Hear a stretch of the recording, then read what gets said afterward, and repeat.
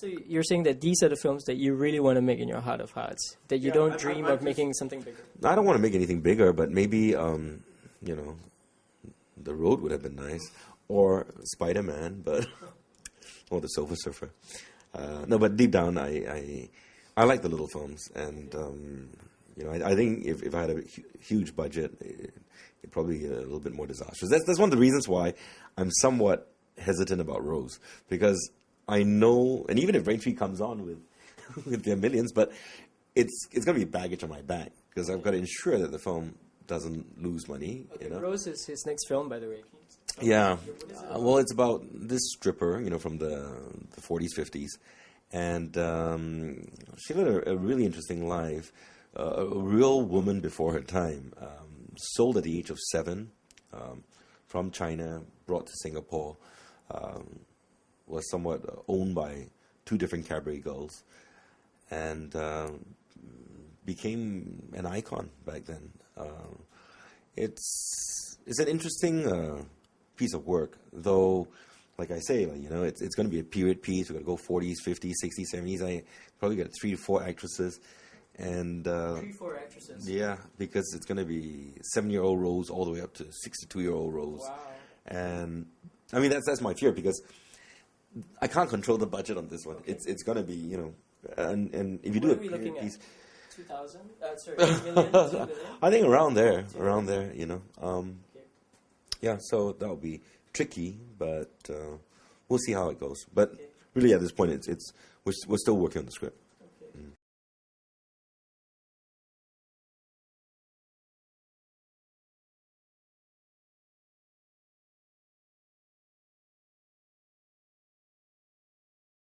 Okay. Can I ask you, what exactly happened between you and Royston? Well, with Royston, he wanted to go and set up his own place, and I thought that's a good thing. Why not? I think the more filmmakers you get, I mean, that's one of the reasons why for Tsawei Films, we're always trying to promote the young filmmakers. We've just produced a film of Brian Gotong Tan, and next one will be Bu Jong Feng. With Royston, it was the same thing. I remember when I saw his short film, 15, and having seen his other short films, I thought it was time for him to make a feature. So I remember I approached Royston and said, "Why don't you do a feature?" And he goes, "But got no money." I said, "Okay, never mind. We'll see what we can come up with and just go for it." So we made 15 into a feature film, and it was a good piece of work. Then we were going to do 4:30, and then I realized we should actually do something commercial, because I'd seen Royston's musicals. And Royston was ready at one point, and again, destiny, I would say, because he bumped into Mindy and Yin Yin, and it was funny, because that night I was actually talking to Mr. Man from MDA, and we had a different script that Royston was to direct, right? But then we kept on saying, me and this one, he should do a musical. And Chun Chun that night, he was somewhere in Orchard Road, he bumps into 2 girls, and then they start talking about this, and he calls up and says, "Look, I'm ready to do the musical," right? So we do 881, and 881 was incredible. I mean, it's the highest grossing film last year. And then after that, he said, I think it's time I start something. And why not? I mean, I think it's a good thing. Was the breakup amicable? Yeah, very amicable. I mean, after that, we still spoke. And have you seen his latest film? What do you think of it? Well, I haven't seen his latest film. I will give it a shot maybe next week or so, but I feel that he's very, very talented as a filmmaker, and we need just more people doing this. Yeah. But I think for most people, it's the issue of whether they can sustain a living or. Yeah, I mean, I would say that the most successful one would definitely be Jack, and Jack is amazing because Unstoppable. he's totally unstoppable. I mean, and. It's like you can get 1 star, but he'll still make 5 million. I mean, the guy is just totally amazing. And how many Jack Neils can you really find, I would say for other filmmakers and all that, I mean, it's like with our company, we do a lot of commercials and all that. But the main thing is to get your films out. So, like, we're fortunate in the sense of My Magic being picked up by Wild Bunch. We've sold, like, over 10 territories already. And it'll make its premiere in Busan, Asian premiere. And that's important, because if we only think of Singapore as a market, then you're out of business. the only way you're going to survive is to get out there. Okay, one final question. Something is already here. Any career regrets? Any should have, could have, would have? No, not at all. And it's been pretty amazing, and yeah. Okay. Yeah, thanks. Thank you very much. Okay, I'm here with Bosco Francis, the star of My Magic, and Jatish Veeran, who is also a star in My Magic. Now, you guys were the central characters in the film, and you had to carry the film on your shoulders, and it's an Eric Khoo film. How did you feel about that? Well, firstly, when Eric told me that he wants to do the film about my life story, which is about father and son, I was quite excited about it. Right. I mean, did you expect anywhere in your life or career that somebody would be making a film about you and your life? Well, I have always thought of making a movie because I've been to many parts of India, and during those times I've met some of the actors and actresses, and India has one of the biggest film industry in the world, and I always thought wanted to do a movie, but I never thought, that I'm going to use magic and do the movie with a person who is not even an Indian, which is Eric Khoo, So it just came about just like that. One of the things that Eric said about you was that he loved your eyes. Yeah, so let's see those eyes in the camera. Well, he always tell his friends, he said, "Oh, can you see in his eyes? There's something, I could see, And I said, "My eyes are my eyes. What is there in my eyes? I don't know." But he's a man of vision, and he could actually see what he wants.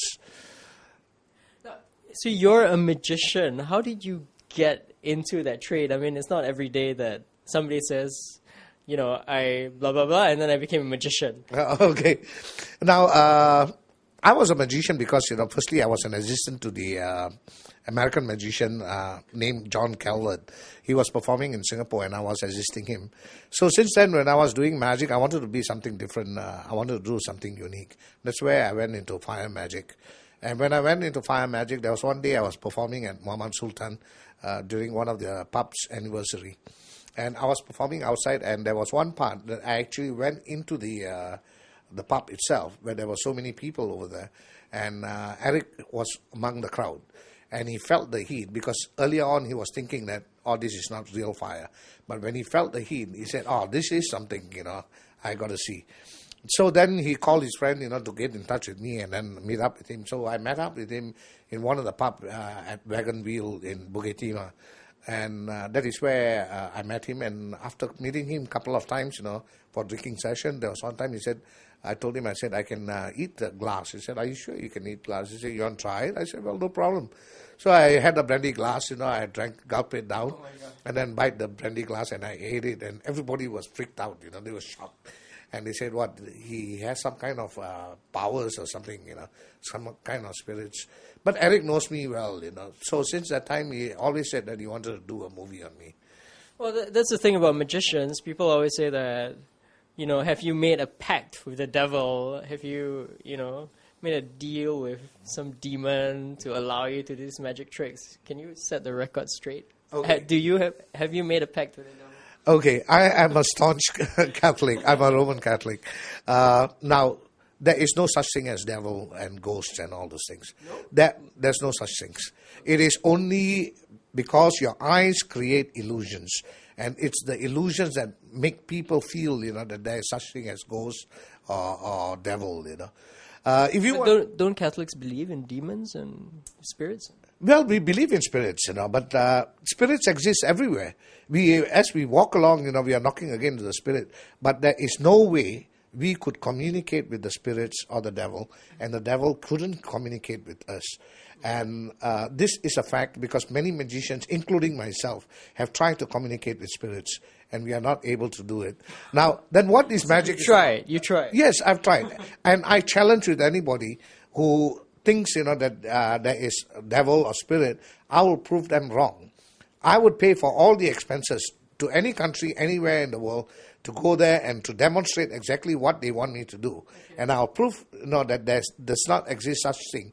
And if I'm able to achieve that, they would, pay me, all the expenses, plus my fees, whatever fees I'm asking for. So magic is an art. Okay, so as such, it is. We do the impossible. We defy the laws of nature. That is what makes it magic. How? I mean, how do you defy the laws of nature? How is it that you're able to gulp down pieces of glass without hurting yourself? How? That is why, as I mentioned, it's all an art of magic. So if I were to float a lady, and everybody can see that there's nothing supporting them, and yet I'm able to float, that is what we call magic, and it is an art. But how we do it, we cannot expose to you. How we do it.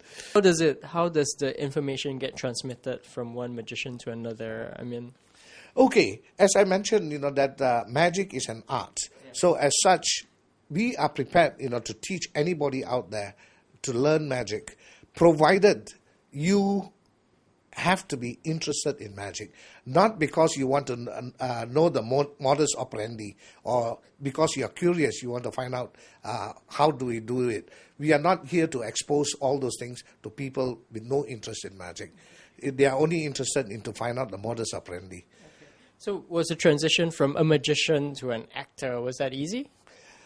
Well, being a magician is performing. I build up the routine. I put the routine into practice. I present it to the audience. And if I find there's something wrong, I go back, I change it. I have the time to play with. But it's different. Go ahead. Whereas acting is totally different. Acting, you're given a script and you have to follow the script. And on top of that, you do not know exactly what you look like. You see, because certain environment, if you have to look sad, you cannot see yourself. It's only the director who see. So at the end of the day, it's what the director wanted and I delivered. And I was happy, that I was able to deliver what he required. You had to take acting class. You had to take acting classes, did you? Before you embarked on this project? No, we didn't go for acting classes, but we had rehearsals. Because especially on the dialogue and all that, we got to get the Tamil right. See, I can speak Tamil at home if I make mistakes, which is okay, but not in when you're speaking, in a newsreel or for a Tamil movie, because every a person who is a Tamilian would be listening to it, and it's got to be perfectly right. 14 years old, yeah. Which means you can't actually watch the film in cinemas, which is NC-16. How many times have you seen the film? Frankly speaking, I only watched the movie once. But the thing is, I don't find the sense of making it NC-16 because the movie is meant to be for a father and son to actually bond with each other. Yeah. So I don't find the point of having it to be NC-16. It loses the whole point of letting it be the father and son. But due to some death-defying scenes, I guess, very violent scenes or coarse language, they might have put it for NC-16. So yeah, I can't really watch the movie until the DVDs are out, I guess. But I only watched the movie once. I think you're remarkably mature for somebody your age. In the film and in real life, do you find yourself being a little bit precocious compared to your friends? You gotta be, you gotta leave all that childishness alone once you're at a certain age, I guess. But I still do have... I didn't leave it behind when I was 14. Well, I still do have the childish instincts with me, but I guess you should, especially after acting in a film, you should be cautious of what you do and how you behave in public. And yeah, if not, they'll just tag you just like that. Without even knowing you, just tag you, oh, this guy, he's very immature, he does stuff without thinking, stuff like that. So... What kind of films do you yourself watch in your free time? I do catch local movies. I've watched Be With Me. I watched it on DVD, of course, and I watched 881. And I've watched One Leg Kicking, which really impressed me. Yeah, and once I knew I was acting with Eric Khoo, I was really excited to do a film with such a big director. Are you going to be a film director someday? Let's say that I plan to be a lawyer when I grow up. Yeah, because I don't think I'm up to the challenge of being a director, seeing the amount of pressure they hold. And I think you'll be an excellent lawyer. I definitely want you to defend me should anyone sue me. Thank you. Because I plan to take acting as my part-time. I don't know, because just for fun, right? Yeah, if I retire, let's say in future after having to study law, I have like a cloud to fall back on if I have acting as my background. Oh, really?